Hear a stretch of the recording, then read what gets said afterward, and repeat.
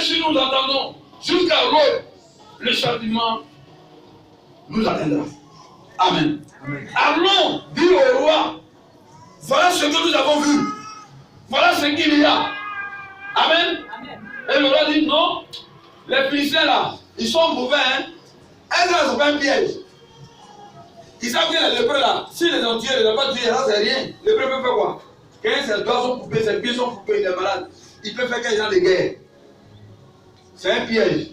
Mais allez-y voir quand même. Il ne faut pas qu'on arrive là, puis maintenant on nous encercle. Les soldats sont allés, ils ont vérifié, ils ont vu qu'il n'y a personne. Et là on fuit. Ils ont tout laissé. Le roi maintenant va autoriser toute la population d'aller envoyer le camp. Ils se sont servis. Ils ont mangé. Amen. Amen. Voilà comment Israël a été libéré de la famine.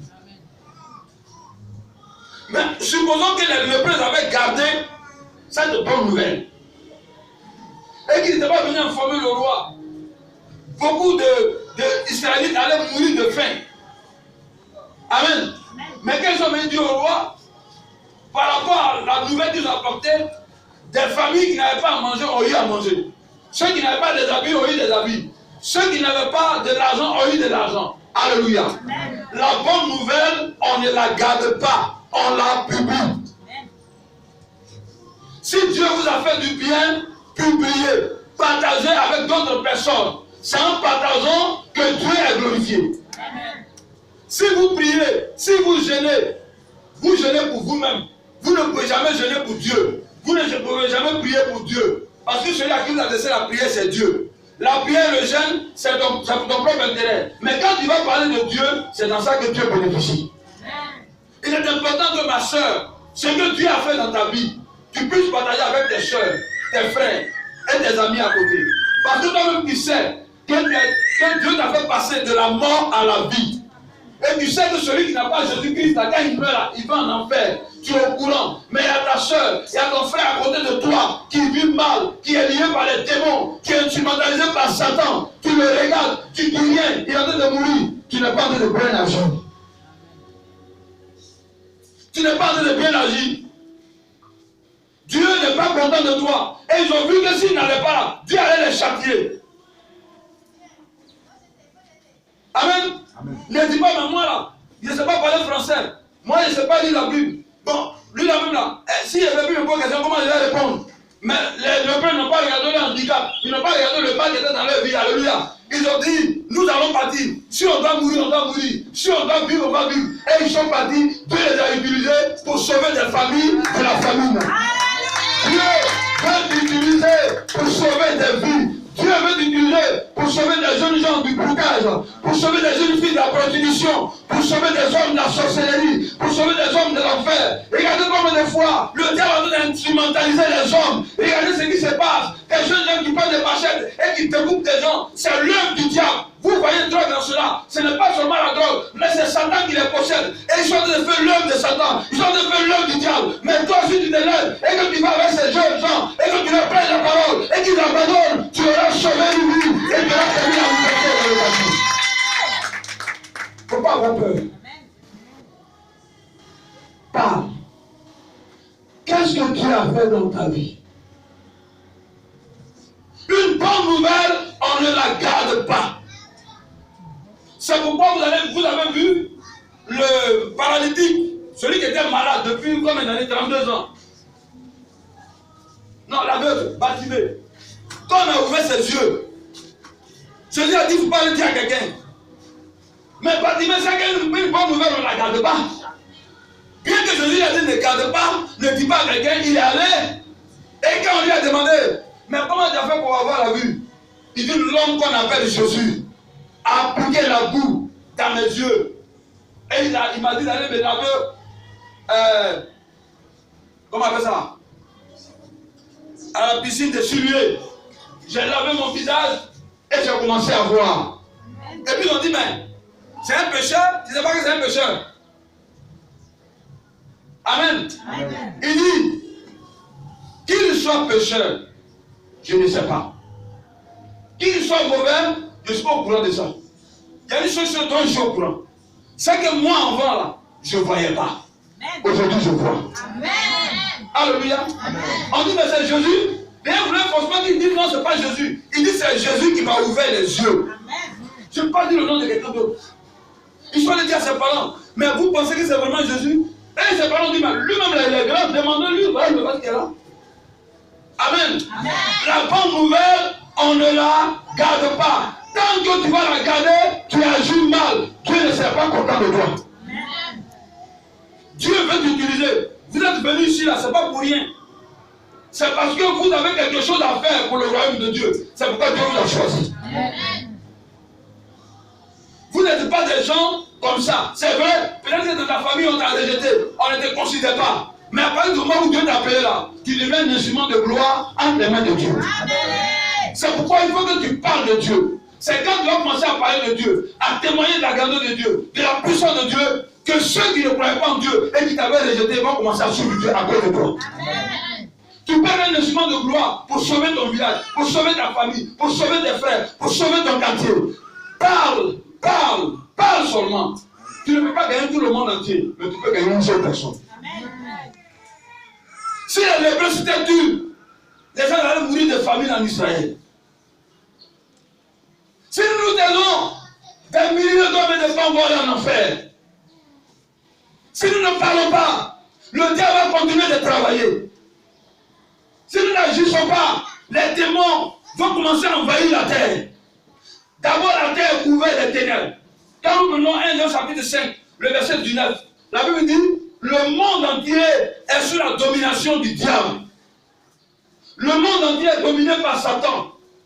Dieu t'a choisi, il t'a enlevé parmi les éléments de Satan, les instruments de Satan, et il t'a envoyé dans sa maison pour faire de toi un instrument qui lui appartienne. Tu es venu là, ton rôle là, c'est de parler de Dieu à côté de toi. C'est de témoigner de la grandeur de Dieu. C'est de témoigner de la puissance de Dieu. C'est de rencontrer les bienfaits de Dieu. Et aussi longtemps que tu vas le faire, tu deviens une source de bénédiction. Dieu peut utiliser d'autres personnes pour agir dans ta vie. Amen. Il y avait une soeur qui cherchait travail. Elle a diplôme. Elle cherchait travail. Et puis elle a commencé à évangéliser. Elle a évangélisé. Et puis un jour elle est tombée sur un directeur d'une société. Elle a commencé à parler. Et puis le monsieur le regarde, j'ai dit, mais mademoiselle, tu parles bien le français? Tu as quel niveau d'études? Elle dit, j'ai fait l'université, j'ai une maîtrise en temps, j'ai un tel diplôme. Je dis, mais tu dois travailler.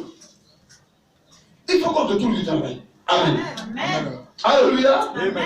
Dieu va toucher le monsieur. Le monsieur a dit, bon, j'ai compris, Jésus là. Pour le moment, on a faut attendre. Mais envoie-moi tes dossiers. Fais-moi ton truc, tout, prépare-moi ça, envoie-moi ça. Et puis la soeur a envoyé. Quand elle a regardé, il dit, bon, allez, c'est moi qui suis chef de l'entreprise. Et dans une cette position, elle commence à travailler. Alléluia. Mais ça parle de quoi? C'est au moment où on parlait de Jésus, que Jésus s'est souvenu d'elle. Pour dire que cette soeur-là, elle peut mieux faire si elle travaille dans cette entreprise. Même si elle n'a pas gagné le monsieur, elle peut gagner d'autres personnes. Et même son salaire, son argent peut servir pour évangéliser. Amen. Parce que déjà, elle a appris à évangéliser. Elle a appris à parler de Dieu. Elle a appris à dire la bonne nouvelle. Une bonne nouvelle ne se cache pas. Aujourd'hui, c'est une journée de bonne nouvelle pour toi, ma soeur. Alléluia. Le Seigneur veut t'utiliser. Non, je suis petite. Tu n'es pas petite. Devant les gens, on te voit petite, mais devant Dieu, tu es grand. C'est comme les enfants qui pratiquent la sorcellerie. On les voit petits dans la journée, mais la nuit, elles sont les rois. C'est eux qui donnent des ordres aux gens. Tu es lui là, ne tuez pas lui là. Devant Dieu, tu es grand. Et il y a un roi qui est en toi. Alléluia. Tu es un porteur de gloire. Le Seigneur t'a appelé pour porter le fardeau des hommes et des femmes, de ta famille, de tes frères, de tes soeurs. Parle et prie le Seigneur. Quand tu as parlé là, quand c'est tes parents, tu as parlé là, et puis ils ne sont pas écoutés là, fais la liste. Écris-le sur une feuille. Et chaque jour, demande à Dieu de les sauver. Amen. Amen. George Muller a fait cette expérience. Il y avait 2 personnes pour qui il a prié. Et il a voulu que Dieu sauve ces personnes. Il les a portées dans son cœur. Et chaque jour, se mettait en genoux. Oh Dieu, sauve-les. Oh Dieu, délivre-les. Oh Dieu, agis. Oh Dieu, manifeste-toi dans la vie de ces personnes. 25 ans après, un s'est converti. Et après sa mort, le deuxième s'est converti. Quand tu as fait ce travail, puis tu meurs, tu reçois la couronne. Chaque personne, chaque âme que tu envoies dans le Seigneur, tu as droit à une couronne. On suppose que tu as gagné 500 personnes. Tu as combien de couronnes ça donne? 500 couronnes. Dieu va te récompenser. Même avant que tu aies mourir, il va te récompenser. Quand tu travailles pour Dieu, là, Dieu travaille pour toi. Mais si tu ne fais rien, tu ne témoignes pas, tu es là. Dieu t'a sauvé des situations difficiles. Il a pourvu à tes besoins. Il t'a guéri d'une maladie. Il a ouvert des portes dans ta vie. Tu ne parles pas de ça. Tu es assis. Tu fais rien. Tu es assis. Tu fais rien. Tu gardes ça pour toi seul. Le Seigneur n'est pas content. Aujourd'hui, Dieu n'est pas content même de l'ensemble de l'église dans le monde, en Côte d'Ivoire surtout. Parce que nous ne sommes plus en train d'évangéliser. Les gens courent seulement vers les miracles. Et ceux qui font les miracles, ce n'est plus même des gens même qui marchent avec Dieu. Amen. Amen. On dit, il y a un pasteur hier, là, il était en train d'acheter viande de porc. Et puis les gens parlent. Non, le pasteur a dit tout le temps, la fille elle a un problème de ventre, il dit, il n'a qu'à faire 21 jours de jeûne. Et il m'a dit, ton problème c'est quel est le problème? Elle dit, non, il peut faire une semaine, 2 semaines sans aller à la terre. Je dis, mais ça c'est nous pour le papier fonctionnel. On n'a pas besoin de mettre 21 jours de jeûne. Va à l'hôpital, va voir un médecin. Va voir un médecin. Les médecins qui font la médecine digestive, là. Va voir un. Explique ton problème. Il va te demander de faire une échographie abdominale. Après ça, ce que ça va dire, ils vont te mettre sur un traitement et puis il faut changer ton alimentation. Ça va passer. Ce n'est pas un démon qui te fatigue. Maintenant, si on a fait tous ces analyses qu'on n'a rien vu là, en ce moment, on peut prier pour toi, mais on n'a pas besoin de mettre 21 jours de jeûne. Quand même, tu n'arrives pas à chier. Et puis, pendant 21 jours, tu n'as pas mangé. Ça, c'est un problème. Nous-mêmes, notre ventre qui fonctionne bien là même là, quand on fait, on gêne, et puis on descend après là. Il faut faire attention. Parce que là, quand tu vas à la selle, tu as tous les problèmes. C'est comme si on avait fait par là. Parce que l'excrément est resté concentré. Ce qui est resté, c'est resté. Donc si tu ne fais pas doucement, il y a pas d'autres même là, et ils prennent l'illusoire pour mettre pour que ça tire doucement. Si tu veux forcer là, tu vas détruire ton anus. Amen. Amen. Maintenant, quelqu'un même qui n'arrive pas à déféquer correctement, tu lui mets 21 jours de jeûne, il ne doit pas manger. Maintenant, après qu'elle va mettre quelque chose dans son ventre, quand ça va descendre, comment ça va se passer? Il dit à la fille, comme vous aimez le miracle, vous aimez le sensationnel, c'est à cause de ça qu'il t'a dit de faire ça. Si tu fais 21 jours de jeûne là, il faut demander à ton père, il n'a qu'à la mettre dans ton cercueil. Ah, tu vas te tuer. Alléluia. Amen. Amen. Amen. Gloire à Dieu. Amen. Les gens aujourd'hui prêchent, ils disent des choses. Mais on voit que les gens même ne sont pas de donner au Seigneur. Hein? Des milliers de personnes viennent dire, oui, toi, c'est ta maman qui te tue. Oui, c'est ta soeur qui te tue. Bon, dans ton vieil dans le temps. Bon, quand tu as dit ça là, tu as dit que c'est ma maman qui me tue là. Toi, tu as envie de parler. Quand il retourne, il fait quoi? On dit, c'est toi qui me tue. C'est pas parler d'agréer. Il y a des choses qu'on n'a pas besoin de dire. Moi, je peux t'informer que c'est la maman qui te tue, mais je ne vais pas te dire ça. Je vais prier à toi dans le secret pour que ça se règle. Parce que je ne suis pas venu pour te mettre en conflit avec ta maman, ni avec ton papa, ni avec ta fille. Quand même, il y a de la révélation. Il faut être très sage. Amen. Amen. Je vais dire non, que c'est ta femme qui veut te tuer. Bon, s'il te dit ça, toi, si il te dit que c'est ta femme qui veut te tuer, c'est pas parler avec. Tu peux laisser cette femme. Or, avant que vous allez venir à l'église, vous allez me connaître là. Il y a longtemps que vous vivez ensemble. Amen. Amen. Et les gens font plein de choses comme ça. Et vous voyez que les gens ne se donnent pas au Seigneur. Parce que logiquement, si ces prophéties, ces révélations devaient garder les gens dans la foi, on aurait pu avoir des places dans ces églises. Mais toujours, il y a toujours de la place. Amen. Amen. Pourquoi? Parce que les gens ils ne donnent pas la bonne nouvelle aux gens. Il y a un prophète là, quand il parle juste quand il est bloqué, voici le moment que Dieu a choisi de parler. Il va prophétiser. Ah, il sait ce qu'il va dire. Voici le moment. Dieu là, il ne parle pas vite comme ça. Hein. Dieu là, faites très attention, Dieu ne parle pas vite comme ça. Quand même tu as demandé quelque chose à Dieu là, il peut mettre 1 an, 2 ans, 3 ans avant de te donner une réponse. Est-ce que vous savez ça? Dieu ne parle pas vite comme ça. Là, Dieu là, il parle trop vite. Avant de la Bible, vous connaissez. Allez, pourquoi il commence à parler? Gloire à Dieu. Annoncez la bonne nouvelle. Dites aux gens que Jésus vous aime. Que l'enfer n'est pas pour vous. Que vous avez été appelé à la liberté. Si vous avez un problème spirituel, Jésus peut vous délivrer. Amen.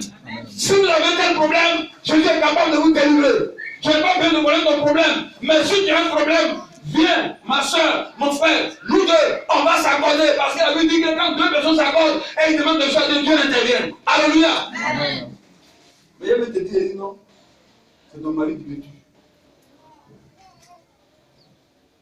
Ce n'est pas tout le monde qui garde les secrets. Et les mauvaises nouvelles, on les publie très facilement. Amen. Amen. Quelqu'un qui a dit, la femme elle ne fait pas enfant.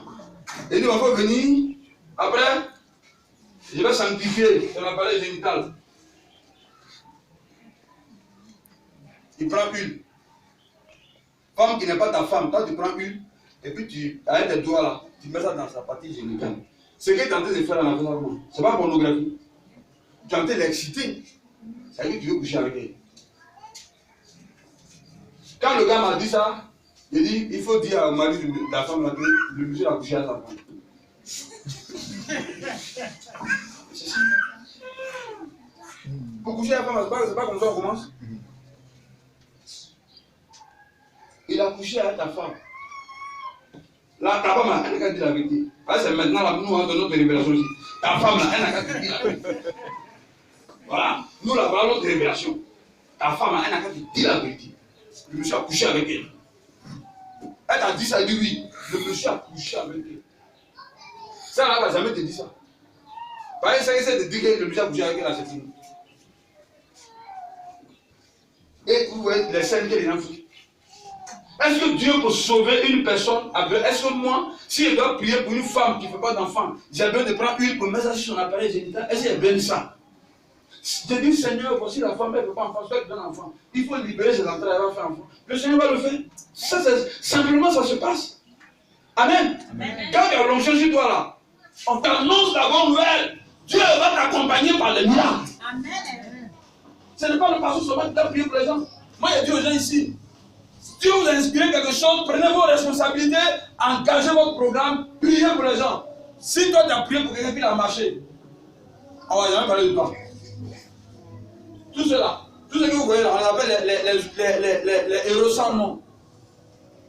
On va dire l'église qui dirige l'évangéliste Otto Richard en train de connaître le réveil, parce que les paradigmes marchent. On ne va pas parler de lui. Julien, on ne parlera pas de lui. Même lui, on ne va pas parler de lui. Tout ce que vous voyez, on ne va pas parler de lui. On dira que l'église qui est dirigée, ça peut avancer. Amen. Amen. Mais le travail là, ce n'est pas le pasteur qui fait, c'est tout le monde.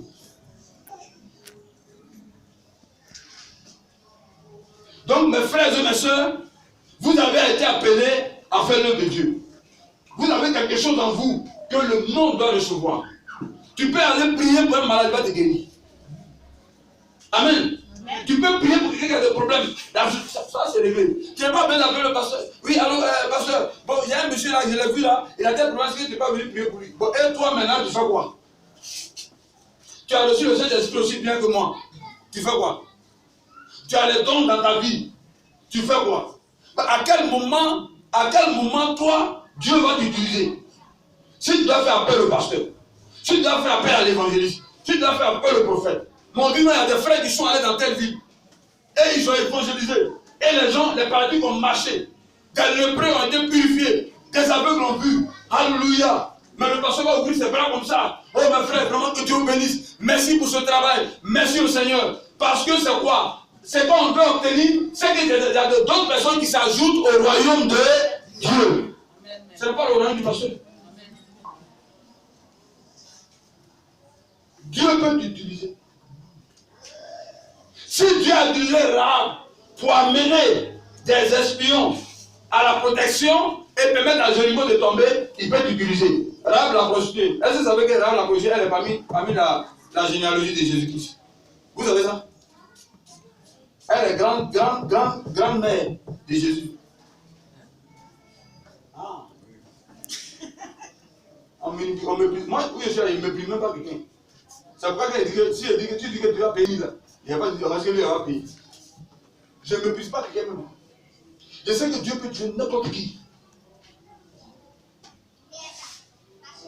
On peut lire. Hein? On peut lire. Je vous ai dit, je priais pour les Syriens. C'est les Syriens qui sont allés évangéliser. La seule personne qui sont rentrés dans l'église aujourd'hui, grâce à ces personnes-là. C'est quand je priais avec eux, c'est eux qui sont allés dire à la belle-sœur qu'il y a un homme de Dieu qui prie pour les gens. Et puis ils sont venus prier pour eux. Et puis ils l'ont appelé, et puis c'est comme ça qu'elle est restée dans l'église. Il y a plein de personnes même qui sont restées dans l'église là-bas, grâce à ces personnes-là. Amen. Amen. Est-ce que vous comprenez? Amen. Donc tu peux avoir un handicap, tu peux avoir un problème, mais tu peux être un instrument entre les mains de Dieu pour porter le nom de Dieu devant les nations. Amen. Et voici Rahab. Allons dans Matthieu. Est-ce que vous comprenez? Amen. Dieu ne rejette jamais.